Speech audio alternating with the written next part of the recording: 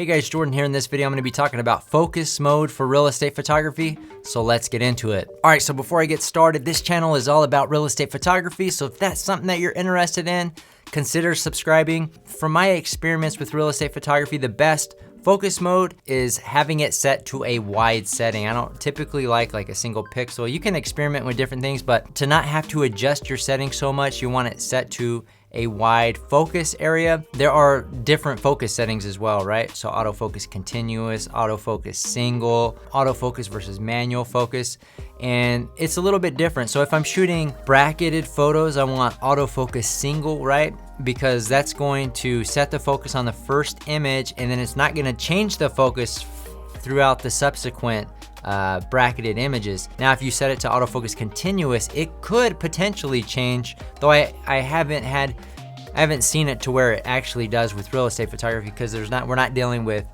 moving subjects, but it could potentially select a different focus point and kind of mess up your images potentially. But at least with the Sony cameras, I haven't had too many issues. Now, if I am shooting flambient or manual brackets, right? Typically I will set focus on the first one, then I usually like to change my AF autofocus on button to autofocus or manual focus, right? So I'll click that off. I'll make sure that my focus peaking is, and that my frame is in focus. So then I'll fire that off, and then it's on manual focus for all the other exposures, right?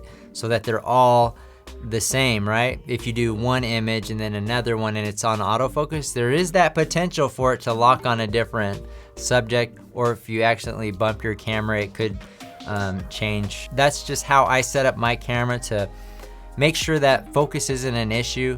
The last thing you want to do is get in front of your computer and then realize, oh my gosh, the camera focused on two different things in the room at two different times. So if you're really into shooting manual, you can shoot every photo in manual and set every single image. I just think that gets a little bit tedious when you're running around a property. I think autofocus works very well 99% of the time with Sony cameras. There is that occasional image that just like the focus is off, and it might be more on the lens that you're using, which I have.